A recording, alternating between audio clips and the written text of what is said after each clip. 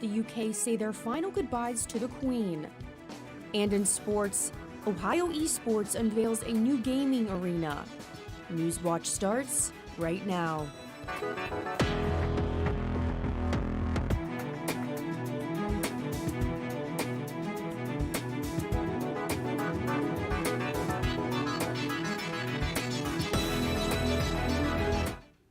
Good evening, I'm Madison Moore. Welcome to Newswatch, your source for news impacting southeastern Ohio. Gloucester police arrested an Athens man in a warrant sweep. The Sausalito Valley Guardian reports Noel Rose was arrested at an apartment at 18 North Street. Rose was wanted for outstanding warrants and being under investigation for drug trafficking. Police say suspected methamphetamine, heroin, and fentanyl were found inside the apartment. Noel is in custody at the Southeastern Ohio Regional Jail. Huntington police say 4 murders in the city this year are not the work of a serial killer.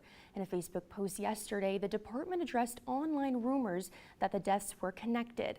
Police say they've made arrests in 3 of the 4 cases and that there is no indication the 4th case under investigation is related to a serial killer.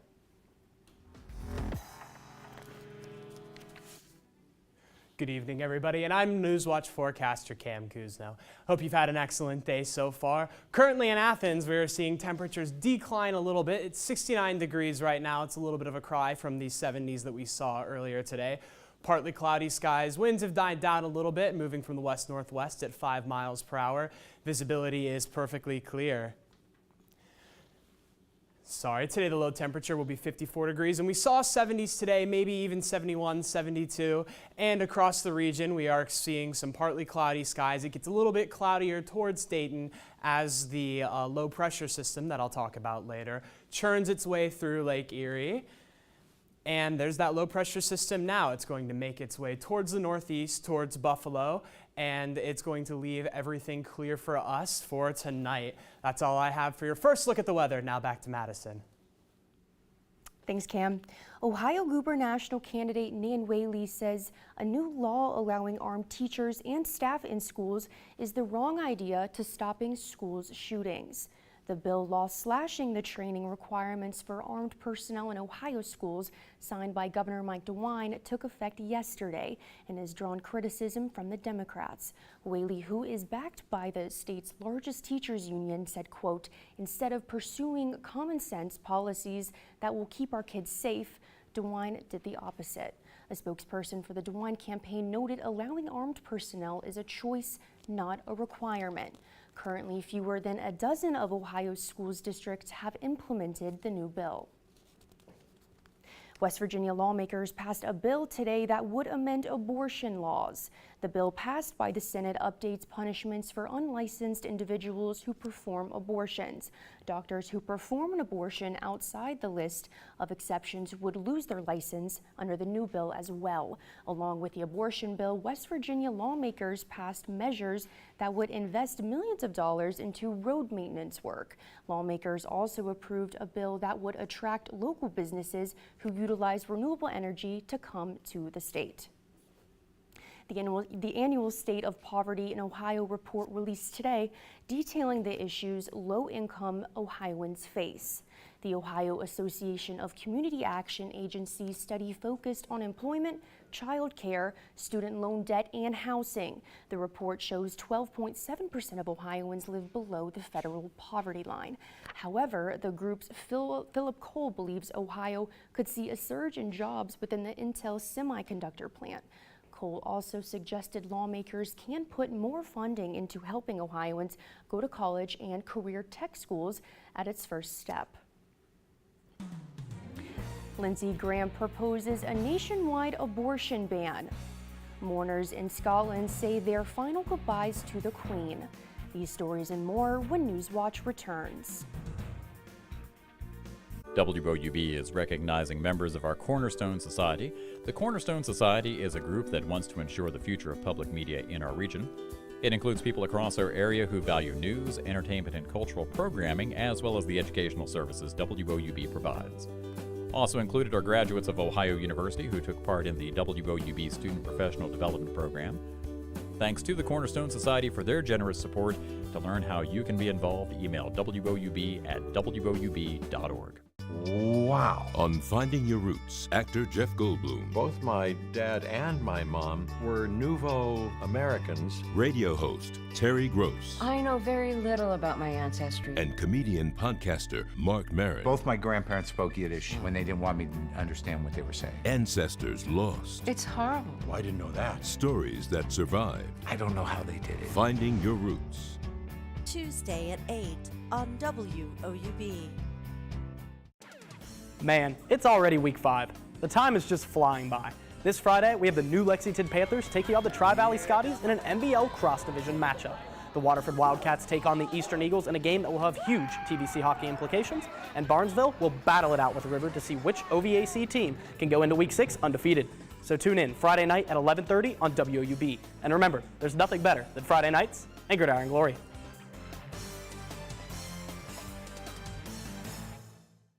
An African wilderness out of balance. When you remove predators from the story, things start to unravel. Are you ready? How fear functions in nature was completely unknown. What happens when you put fear back into the equation? Now that nature is coming back, to see this difference, it's amazing. Nature's Fear Factor on Nova. Wednesday at 10:30 on WOUB.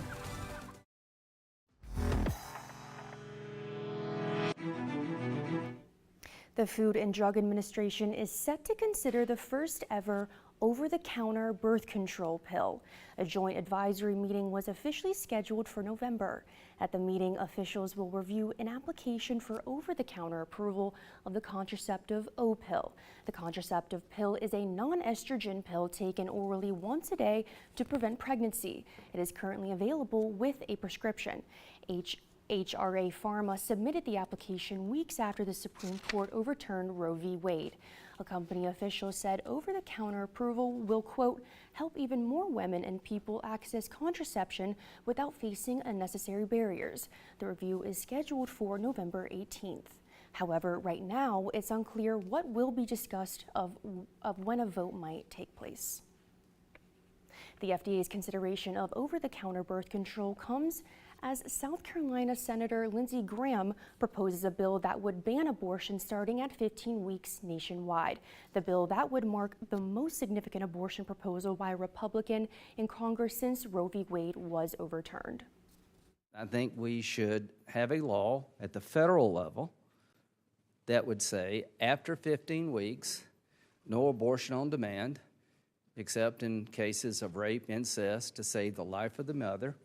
And that should be where America's at. Obviously, Senate Democrats immediately pushed back, but a number of Senate Republicans who say abortion is a state issue were slow to embrace Graham's legislation. After Graham came out with the bill, Senate Minority Leader Mitch McConnell said he won't commit to giving Senator Graham's 15-week abortion ban bill a vote. It's unclear, though, if the bill will see the Senate floor if Republicans win back the chamber this fall. As for the House, Republicans also plan on introducing a bill banning abortions at 15 weeks, although getting it to the floor is also up in the air. Abortion is viewed as a big issue for the upcoming midterm elections. The first death from monkeypox has been confirmed in the U.S. While deaths from the virus are extremely rare, officials are sending out a warning, especially to those who are severely immune compromised. In today's Health Minute, the reporter has more on what we know about the person who died and what those with weak immune systems should do if they suspect they've been infected. In the U.S. this year, there have been around 22,000 cases of probable or confirmed monkeypox. On Monday, the CDC confirmed the first death from the virus, a Los Angeles resident with a severely weakened immune system who had been hospitalized. Federal health officials say they're working to get clear messaging out. That really means being frank, really focusing on the exposures and really working very intentionally to not generate stigma as we increase awareness of monkeypox across the country. Deaths from monkeypox are extremely rare, but more likely among babies, pregnant women, and people with weakened immune systems, such as from HIV. In a release, the Los Angeles Department of Public Health says persons severely immunocompromised who suspect they have monkeypox are encouraged to seek medical care and treatment early and remain under the care of a provider during their illness. In the battle against monkeypox, federal health officials say they're working to make testing more accessible and increasing production of the monkeypox vaccine. We're really seeing great uptake across the country, which means that what vaccine we do have, we're able to extend. While monkeypox cases appear to be leveling off, health officials say that shouldn't lead to complacency. For Health Minute, I'm Mandy Gaither. According to the Ohio Department of Health, there are a total of 217 cases of the monkeypox virus in the state, with a majority of cases being in Cuyahoga County.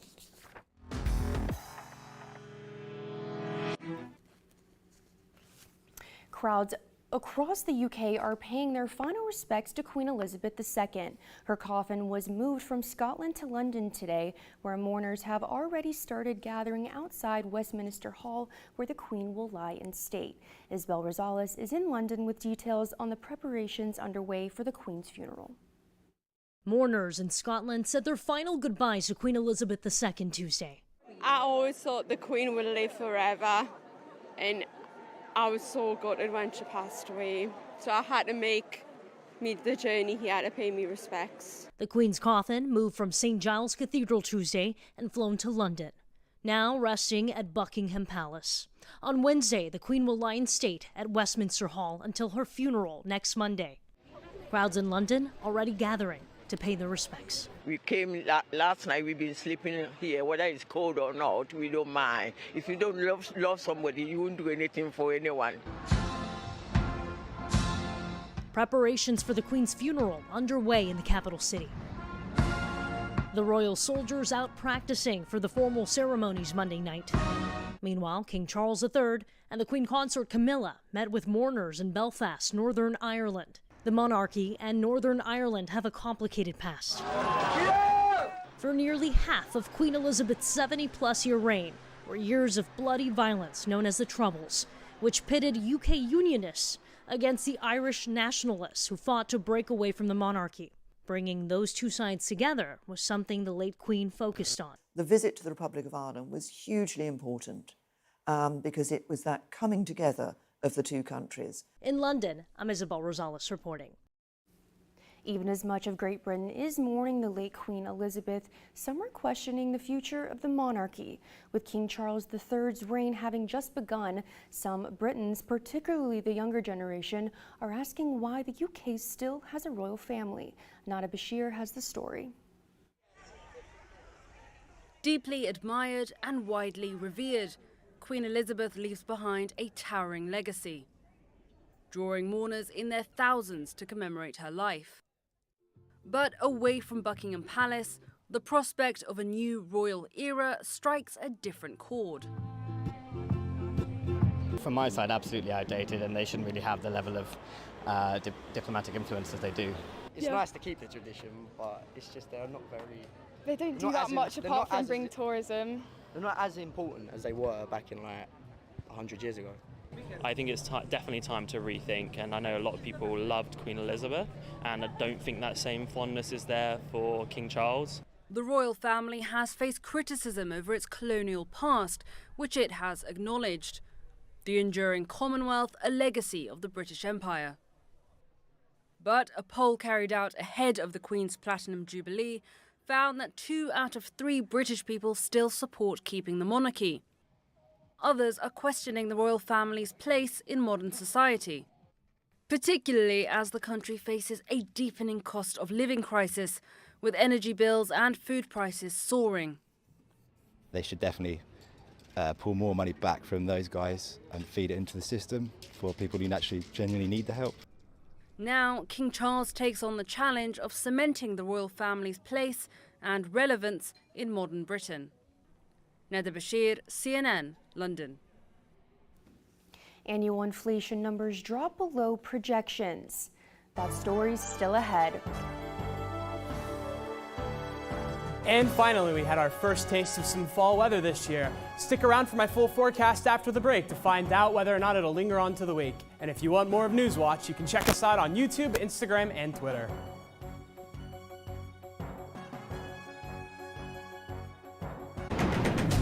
For generations, they've held this land with tooth and claw for their family. It's a family unit, one, very strong. For their survival. Go, Simba. Run, boy. Run, run, run. For their pride. It's a real drama, and it's unfolding right in front of you. Lion, the rise and fall of the Marsh Pride.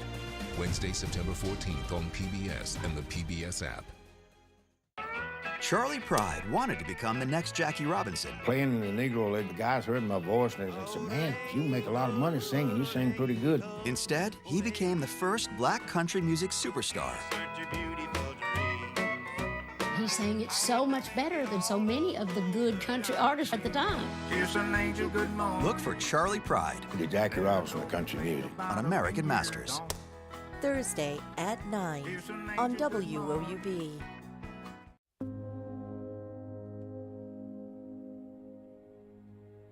A few days ago, as we were taking a stroll around our neighborhood square, Father began to talk about going into hiding. He sounded so serious that I felt scared. Don't you worry, we'll take care of everything. Just enjoy your carefree life while you can.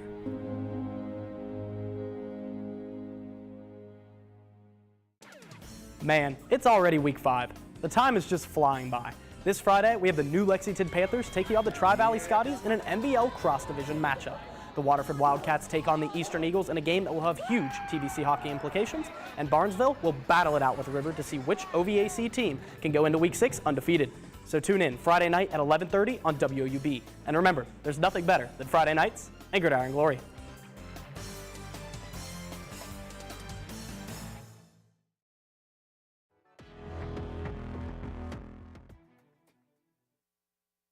If you're anything like me, you've really been enjoying the nice taste of fall weather that we've gotten for the beginning of the week. That has been courtesy of this low pressure system currently over the Detroit area that's turning counterclockwise and pushing its way northeast towards the Buffalo area. That low pressure system is starting to decline just a little bit and is going to begin to break up and cause some scattered showers for the East Coast. And then over here out west, we have remnants from Tropical Storm K pushing its way through, but a nice, clear section of the country, and that is going to be the story of the weather over the next few days. There's this low pressure system. The purple front is an occluded front, and that generally tends to mean that it's weakening.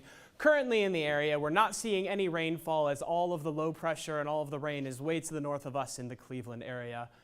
Across the nation right now, we're seeing some smoke towards the Central Plains and on the West Coast. Temperatures even in the 50s and 60s, even though it's a little bit earlier in the day over there. Tonight in Athens, we're expecting to see a low of 54 degrees. The moon is starting to approach a full moon, and sunrise is going to be at 7:07 a.m. under mostly clear skies. Tomorrow, we're expected to see warm temperatures return to the region. It'll be 79 degrees, partly sunny, and we will still expect to see lows down into the 50s towards the nighttime. A high-pressure system is going to start to build its way up beginning tomorrow, and then is going to push its way through tomorrow night, but we will not see typical clear skies because of this stationary front up here towards the lake. That is going to cause a little bit of cloud cover and then push its way south towards us and cause yet some more cloud cover. This weekend in Athens, we're expected to see sunny skies. Once again, it'll be 81 degrees on Friday, 83 Saturday, and 85 on Sunday. And that trend is going to build into the coming week. Temperatures are going to start off at 79 and go up 81 degrees on Friday, 85 degrees on Sunday, and all the way up to almost 90 degrees on Tuesday, where we might be spelled from that just a little bit with a little bit of rainfall. Low temperatures are expected to stick around in the 50s, but nights will get warm, including 67 degrees on Tuesday. That's all I have for your full look at the weather. Now back to Madison for some news about inflation. Thanks, Cam. Disappointing numbers today after the Bureau of Labor Statistics released data showing annual inflation is slowing, but not nearly as much as economics had predicted. Gloria Placimo breaks down the numbers. Annual inflation is cooling off, but not nearly fast enough. Inflation continues to actually increase. That's a problem. Data from the Bureau of Labor Statistics released Tuesday show inflation cooled off in August for a second straight month, but remained high. On a monthly basis, consumer prices rose 0.1% from July. Food, fuel, and housing, that's the sweet spot of the American consumer, and that's how they understand this. Despite falling gas prices, the cost of rent, healthcare, food, and other goods continue to increase. That's affecting Americans with not much wiggle room in their budgets. I buy a lot of fruits and vegetables, and I'm not buying them because they're just too expensive. The Consumer Price Index, which measures the cost of goods and services, was up 8.3% from a year earlier compared to 8.5% in July. After stripping out more volatile categories like food and fuel, the month-on-month gain was higher than expected. The numbers suggest a sustainable slowdown may not be on the horizon. That's bad news for the Federal Reserve, which is trying to slow down the economy by raising interest rates. My sense here is that they're going to lift the policy rate to 4% or greater before they entertain any idea of pausing. On Wall Street, the report making investors jittery as the less-than-stellar numbers weigh down optimism and trigger a drop in Bitcoin and other cryptocurrencies. In New York, I'm Gloria Pasmino reporting. President Biden held an event in the Rose Garden today celebrating the Inflation Reduction Act. The expansive new law looks to lower prescription drug costs, reduce the federal deficit, address global warming, and raise taxes for corporations. Coming up in sports, a 4-year project finally comes to life for Ohio esports. Find out more about the introduction of the gaming arena when Newswatch returns. Charlie Pride wanted to become the next Jackie Robinson. Playing in the Negro League, the guys heard my voice and they said, man, you make a lot of money singing. You sing pretty good. Instead, he became the first black country music superstar. He sang it so much better than so many of the good country artists at the time. Look for Charlie Pride. The Jackie Robinson of country music. On American Masters. Thursday at 9 on WOUB. For generations, they've held this land with tooth and claw for their family. It's a family unit, one, very strong. For their survival. Go, Simba. Run, boy. Run, run, run. For their pride. It's a real drama, and it's unfolding right in front of you. Lion, the rise and fall of the Marsh Pride. Wednesday, September 14th on PBS and the PBS app. Man, it's already week 5. The time is just flying by. This Friday, we have the new Lexington Panthers taking on the Tri-Valley Scotties in an NBL cross-division matchup. The Waterford Wildcats take on the Eastern Eagles in a game that will have huge TVC hockey implications, and Barnesville will battle it out with River to see which OVAC team can go into week 6 undefeated.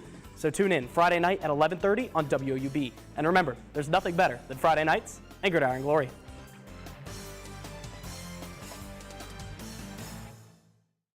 Coming up on Craft in America. Music is one of the oldest ways of communication. For hundreds of years, we were singing with our voices, we were making instruments. The trumpets are custom made for each player, which almost nobody on the planet does. It's a work of art just sitting on a stand, but in the hands of a musician, it turns into an expressive paintbrush for music. Thursday at 10 on WOUB. Happy Tuesday, everybody. Ohio University's esports team has a new arena. The facility, which took 4 years to put together, is a place for competitive and casual gamers to come play. Yesterday's launch saw more than 250 visitors and 600 hours of games played. Ohio esports director Jeffrey Kuhn says the facility reflects the shifts in attitude towards gaming. Books, movies, television, theater, universities always have a place for those on campus. Video games are finally taking their rightful place amongst those. So, we see universities developing esports centers. It's not about competition, it's about coming in and playing games. So we have a curricular component, a competitive component, and just a community component where anybody can come in, have fun, socialize around games. The esports center is open Monday through Saturday from 2 to 10 p.m. Today might feel just a little bit like fall, but winter sports are right around the corner. The Ohio women's basketball team's out-of-conference schedule is set for the 2022 season. The Bobcats' most notable game on the calendar, November 17th.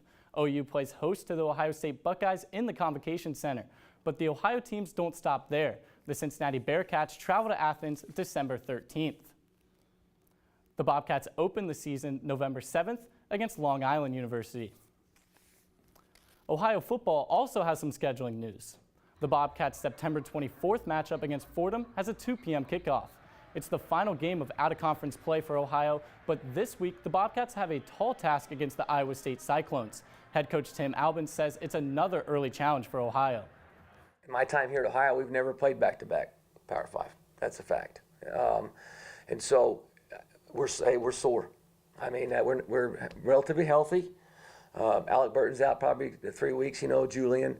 But we got some guys that got some bumps and bruises. We're going to have to be smart as a staff and how we practice this week. That game against the Cyclones is set for Saturday at 2 p.m. Ohio Wrestling has some new additions to its coaching staff. Cody Walters joins the Bobcats as the new assistant coach.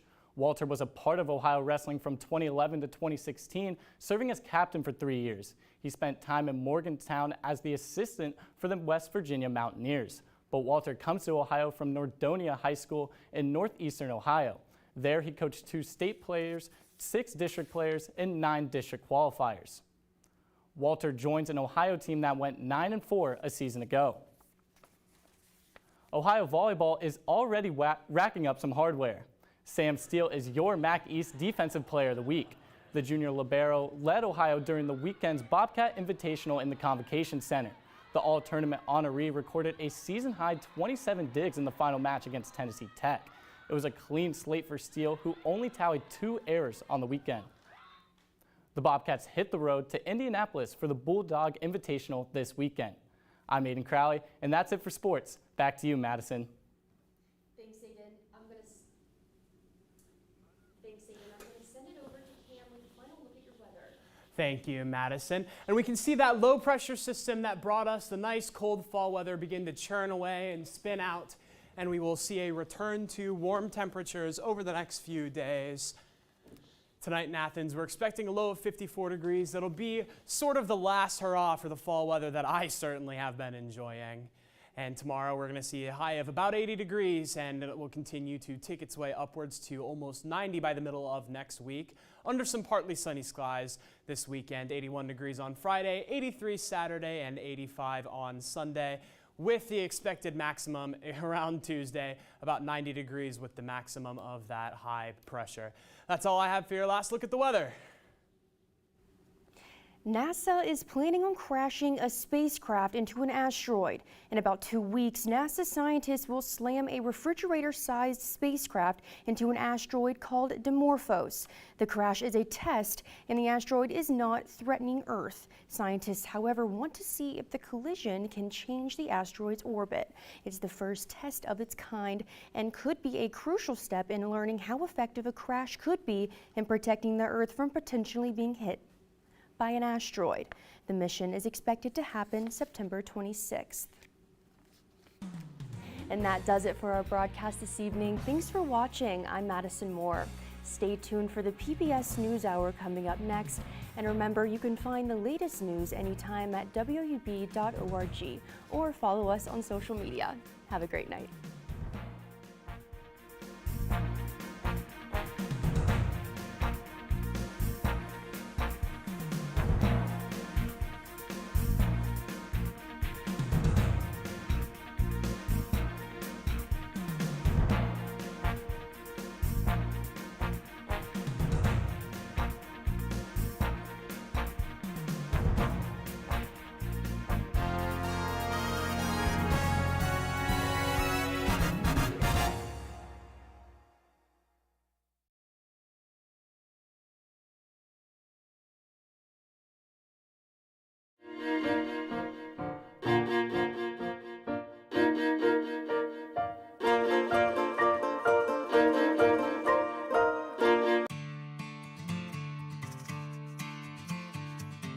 Support comes from Visit Athens County.